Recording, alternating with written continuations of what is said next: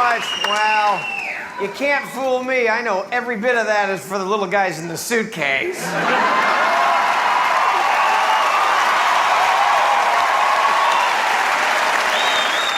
Thank you so much for coming out tonight. I mean, this is such a pleasure. And before we get started, I must say it is a true honor to be in this theater with you people in the capital of the greatest country in the world, the United States of America.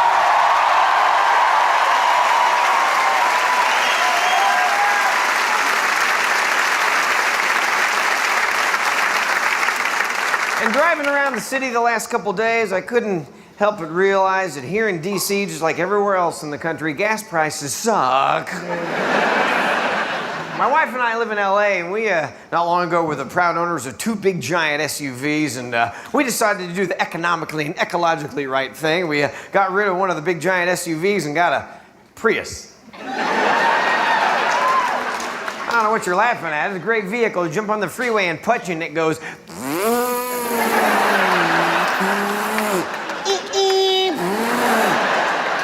And when you can drive underneath an 18-wheeler and go, that is really dirty, and drive back out, that is just too damn small. It is kind of cool when you go to the gas pump to fill up, because in one tank you've driven like 2,000 or 3,000 miles, and you go and fill up, it's like, oh, all done, I'll be damned. 10 cents, that's amazing! Not used to a vehicle like this, so I've always had big trucks and big SUVs, and the one vehicle I refuse to get rid of, I've had it for 10 years, it's paid for, I love this thing, I've taken good care of it. I know it's not politically correct to drive it anymore, but I don't care. It's the H1 Hummer, the real one, the big one, the military one.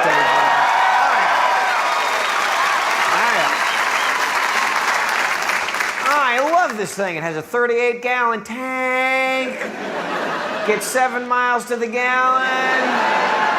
Diesel, where I live, at its peak was $3.84 a gallon. Yeah, I went to fill it up that week. It wasn't even empty. It cost me $148. I pushed the vehicle home. As it rolled into the driveway, I called my kids out and I said, girls, look at our new front yard ornaments. Get in the Prius. You suck, Dad. I used to pick Priuses out of the grill of my Hummer.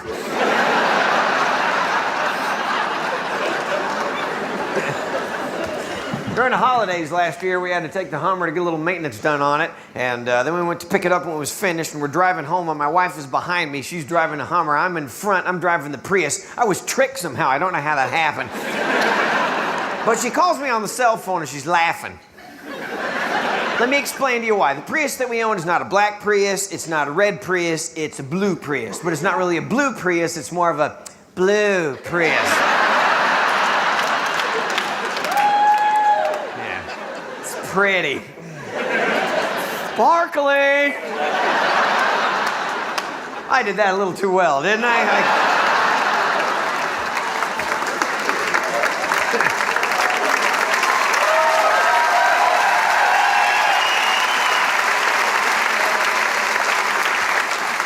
And also while I'm driving, I'm holding in my left arm my wife's 3-pound chihuahua. And you have to hold this dog when you're driving, otherwise it'll fall down between the seats and you're like, where the hell is this dog?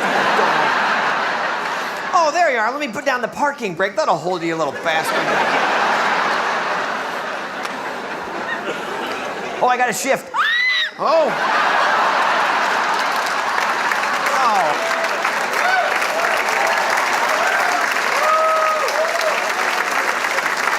Your head, I'm sorry. I thought it was a little shifty thingy. It's same size and leather and fur. I don't know the difference. And I thought I was grinding the gears. Thanks for laughing at that. That's the stupidest joke I tell all night, so. And then also that morning, unbeknownst to me, I don't know why I didn't see it, but my children had gone out before me and they'd taken some of those vinyl window holiday decorations and they'd put them all over the back window of the Prius. There was Christmas trees and Santa Claus and snowflakes, and it was so pretty. My wife calls me, she's laughing hysterically. I'm like, what's so funny? She goes, can you see yourself? I'm like, what? She goes, you're driving a powder blue Prius, you're holding a 3-pound chihuahua, There's pretty Christmas decorations all over your car, and you make a living with dolls. You're gay. Click.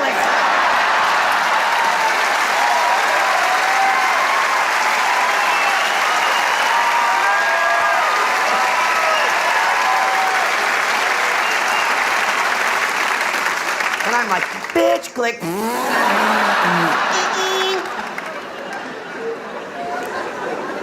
And a Chihuahua, that's my wife's idea of the family pet. The dog I picked out for us is Bill, our golden retriever. He's 80 pounds. Now that is a dog, ladies and gentlemen. By the way, I named him Bill because I've got him when Clinton was in office, and as a puppy, he was humping everything.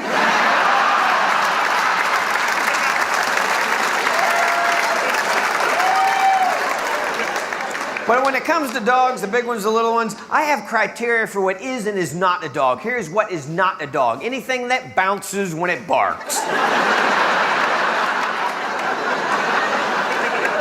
Not a dog. Anything I can easily drop kick over my back fence. Not a dog. Anything that's regularly terrified by a running leaf. It's not a dog, it's a yapping beanie baby. That's what that is. It's the Richard Simmons of canines. That's all I'm saying. Yep, yep, yep, yep, yep, yep, yep, yep, yep, yep, yep.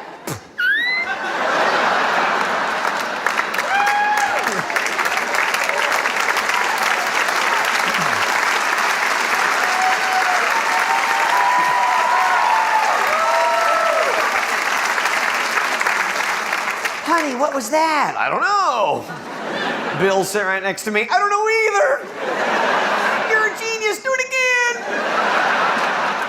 I figured out size does matter in the canine brain. Bill, golden retriever, very smart animal. When he was a puppy and I had to potty train him, if he pooped on the living room carpet, I stuck his nose in it. 3 times later, he figured out, oh, I'm not supposed to crap here. Next 2 dogs, same thing. Now the little brain-dead Chihuahua comes along. She poops on the living room carpet. I stick her nose in it. 3 times later, she thinks, oh, I'm not supposed to crap ever.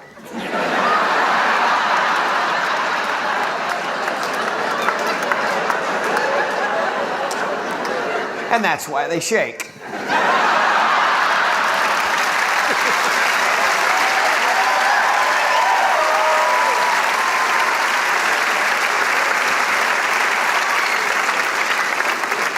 Another way the Chihuahua would prove to her lack of intelligence, most dogs know when you find a stick in the yard and you put it in your mouth and you run with it, you put the stick in your mouth sideways. I am not kidding. This little idiot dog found a stick about as long as she was. She stuck it in her mouth to run with it, but it was sticking straight out the front. This is all true. We're all sitting on the couch watching TV. She comes running through the house as fast as she can. That stick's sticking straight out. And as she runs across the carpet in front of us, for some reason, she decided to quickly look down. Oh yeah, stick stuck in the carpet, crammed down her throat. With momentum, she actually pole vaulted over the stick.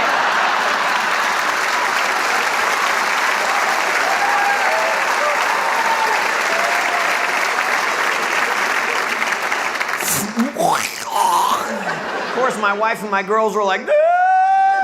I couldn't breathe. I was laughing so hard. And then I thought, damn, if she'd been going just a little faster, I'd have a new puppet, a Chihuahua on a stick.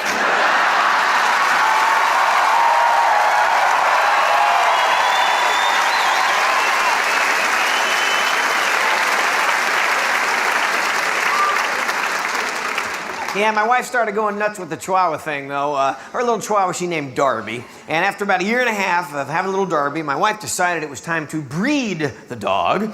So my wife got on the internet and found the 3-pound stud Chihuahua. I don't know how you call anything that's 3 pounds a stud.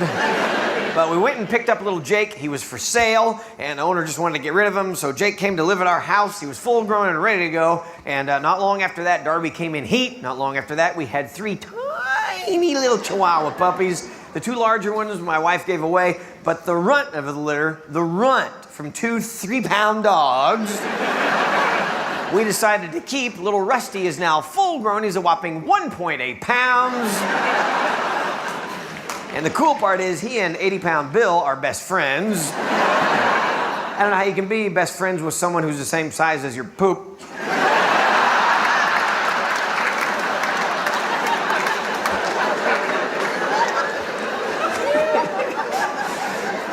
My kids question whether I'm funny or not. I pointed that out in the backyard one day. I'm a comedy genius to them now, ladies and gentlemen. But the other cool part is little Rusty picked me over everyone else in the family to bond with. He likes me best, we don't know why. But I kind of like it. I come home and he runs to the front door and I pick him up, I take him to my office. I have a little stuffed car. I sit on my desk and he sits in that car. If he sits just right, it looks like he's driving around my desk. People walk in my office and they go, "It's a rat." "Oh, it's your dog."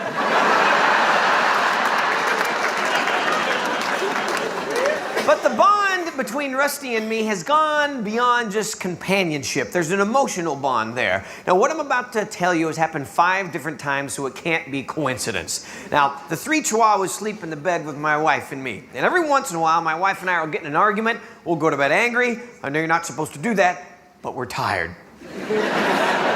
Little Rusty hears the argument. He knows we're not happy with each other, and apparently he takes my side because at 3 or 4 in the morning, he will wake up and pee on my wife.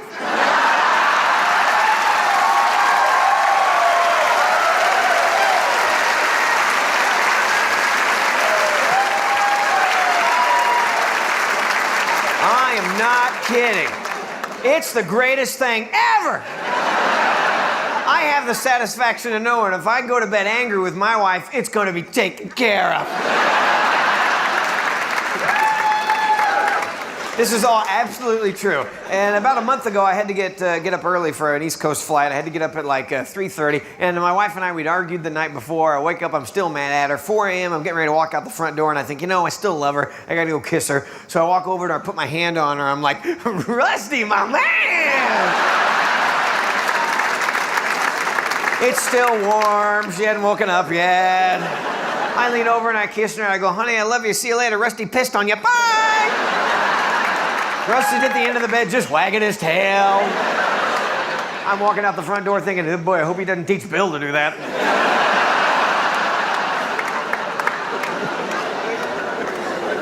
We have 3 daughters. They are 9, 11, and 15 years of age, and they've had pretty normal childhoods. Most of the things have been just great. Some things have been slightly different because of the ventriloquism. For example, their Barbie dolls actually speak.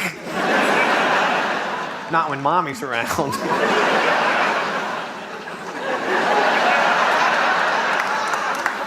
"Ken, you smell like beer and cigarettes."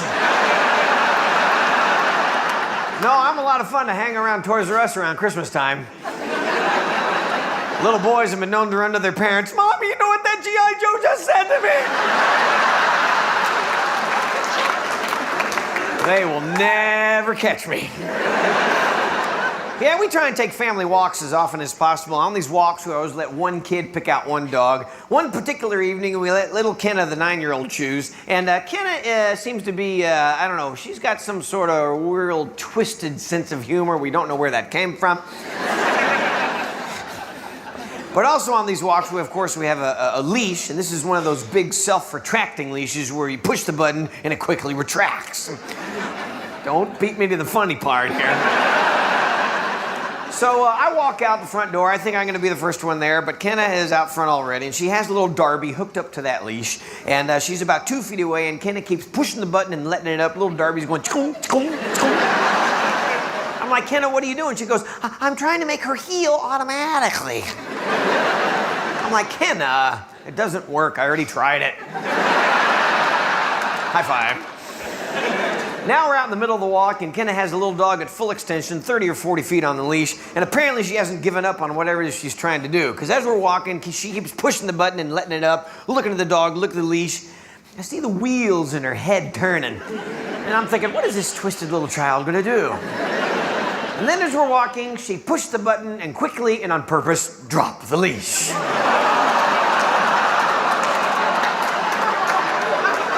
Do you see the brilliance here? The leash then began to chase the Chihuahua.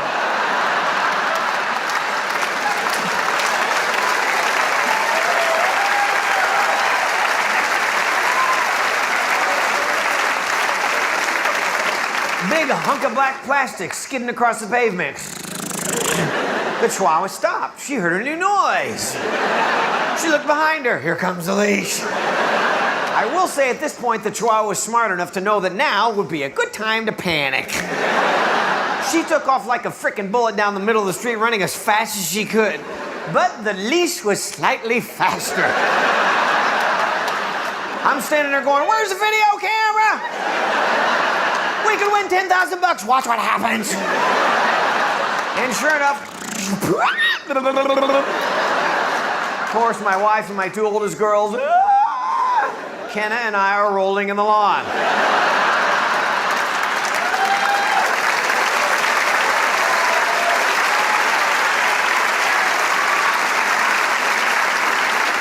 I'm high-fiving her, telling her she's a genius.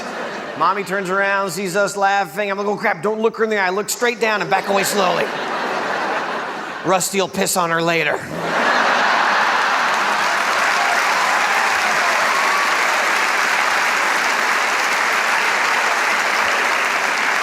Well, ladies and gentlemen, you are just an awesome audience, and we're going to have some fun. How about if we get to the people you came to see tonight? How about that?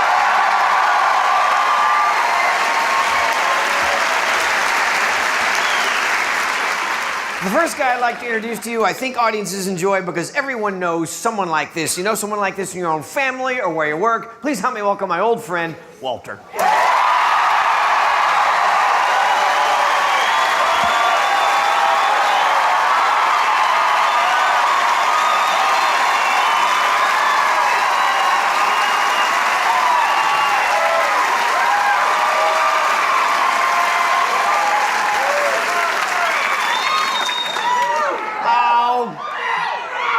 Get a life.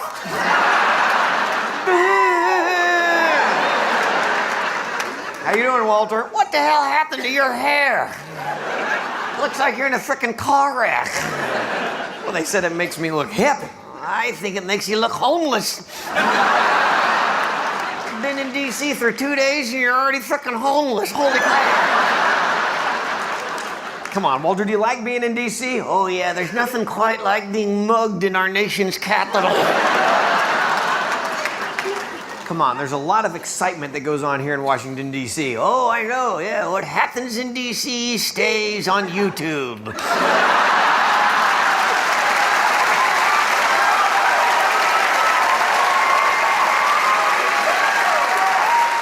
So you're saying you don't like being in D.C.? Oh, no, I like it. I get screwed on my taxes every year, so it's fun to come visit the source. What'd you do for fun today? I stood in front of the IRS building and just flipped them off.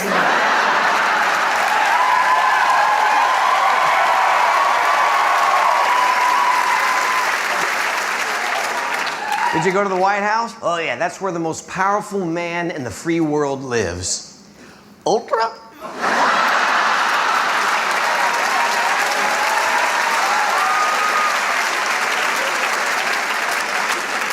What's wrong with you tonight? I don't know. I'm just pissed. I don't want to go home. Why not? I think my house is haunted. Why do you think that? My wife is there.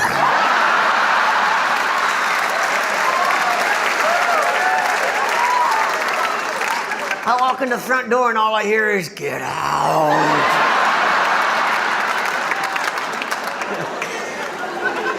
You guys got in another argument on the phone today, didn't you? Oh, you heard a little bit of that, did you? Oh, yeah. Yeah, I hung up on her. Not good, no. She called right back and she goes, did you hang up on me? I said, I don't know, it sounds something like this, click.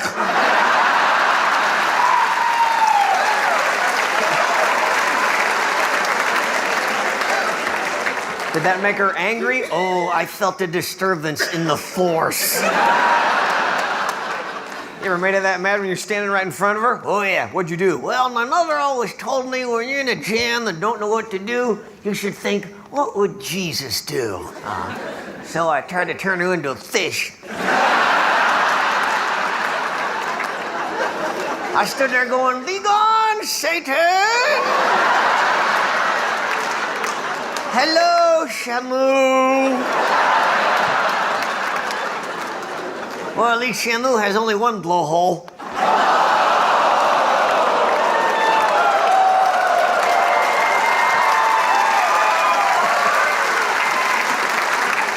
Ah, screw you, that was funny.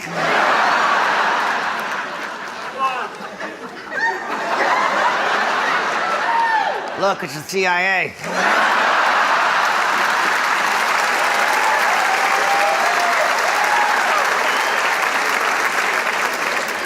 I see you.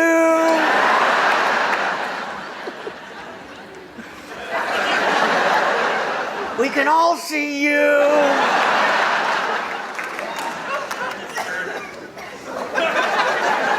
You know, the show looks a lot better from the front.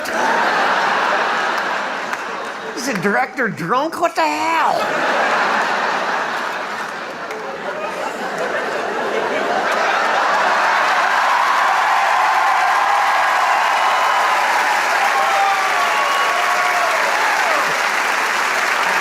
Holy crap.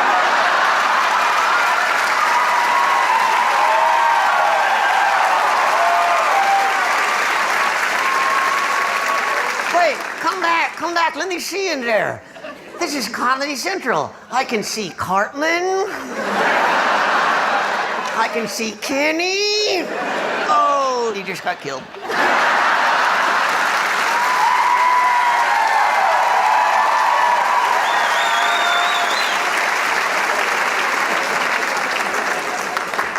So, Walter, you guys have been married a long time. Oh, yeah. Ups and downs in every marriage. You ever been to any marriage counseling? Yes. What'd that do for you? Look at me. I'm happy. Come on, what were the results of the counseling? Well, at the end of it all, there were two folks who thought I was an ass. And I'm paying both of them.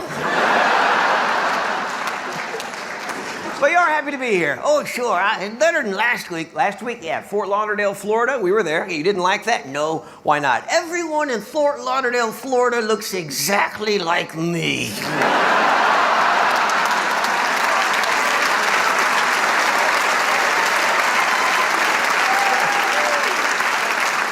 I swear it's like one giant nursing home.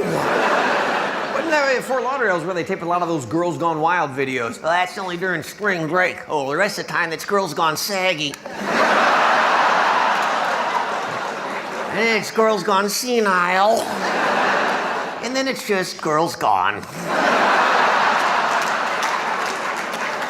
You didn't like the weather there either. Oh my God, even in the middle of winter, it's humid as hell and hot as hell.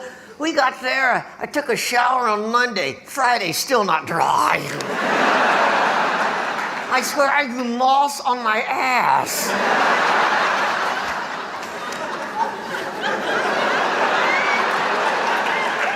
Yeah, you said the weather changes too quickly? Yeah, I know it changes fast everywhere else in the country, but in Florida, it's ridiculous. What are you talking about? Oh my God, I was standing there on the beach in the sunshine, having a little iced tea.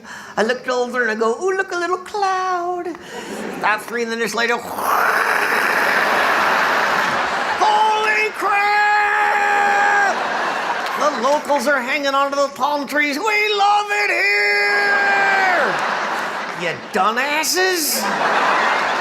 I say leave it to the Cubans and get the hell out!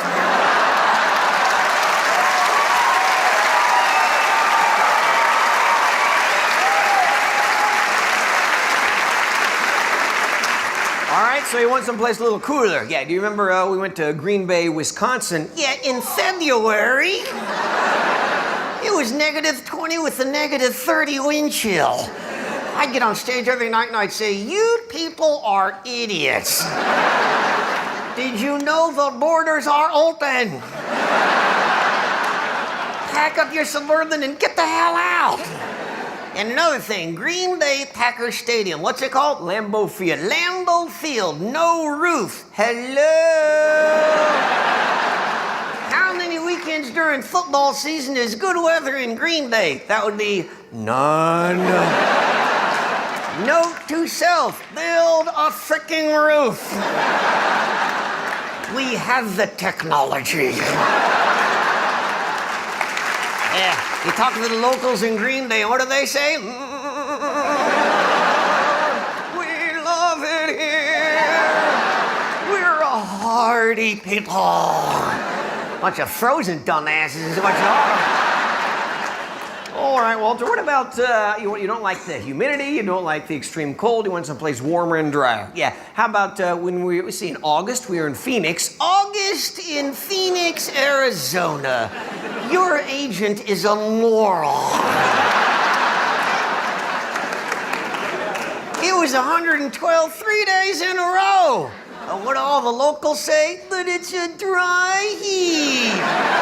Screw you.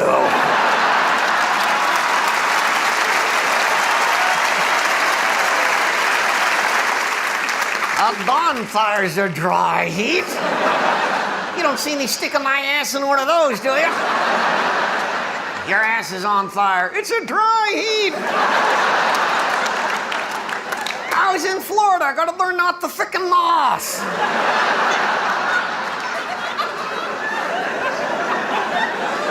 All right, did you enjoy being in New York City? Oh, I love New York City. Good. Yeah, that was great. We'd do shows in Manhattan. About midnight, we'd get back to the hotel. 1 a.m., I'd lay my head on the pillow and listen to the sounds of the city. Woo-woo! I love it.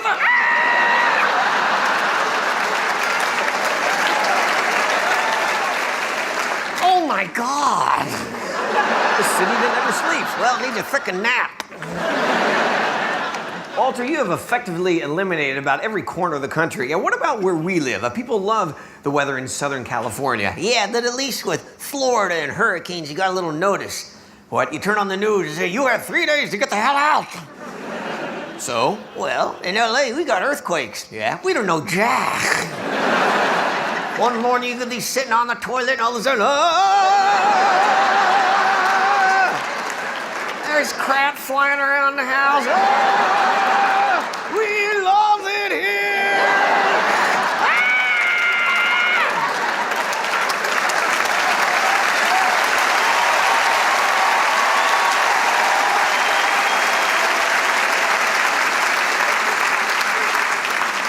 You're a dumbass, too.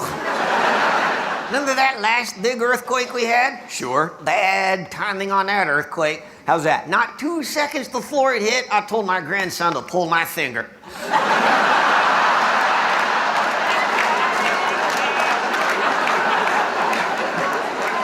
He pulled it, I farted, and half the neighborhood fell down.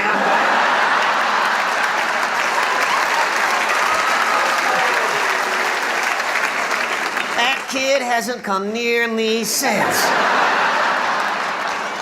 The other day, I cracked my knuckles and he dove under the couch.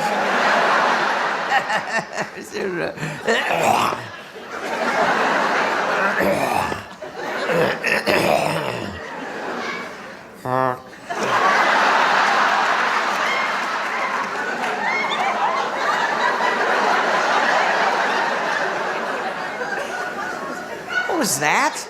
Well, we're in D.C. That was a veto.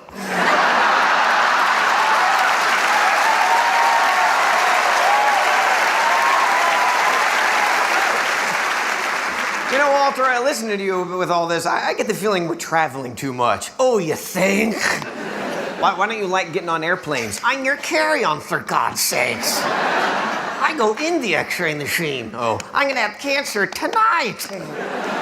Tell them what happened at Chicago's O'Hare. Oh, yeah, we're going through the airport there. I come out the other side of the X-ray. I hear the guy say to Jeff, sir, gotta look inside your suitcase. I'm lying there thinking, crap, here we go. This is all true. Jeff's standing there, the guy opens the case, I pop up, and I go, hey, shut the damn door.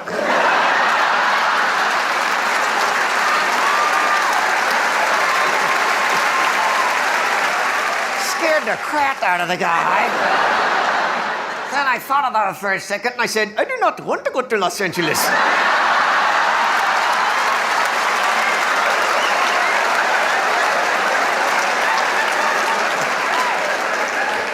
And what happened? We were detained.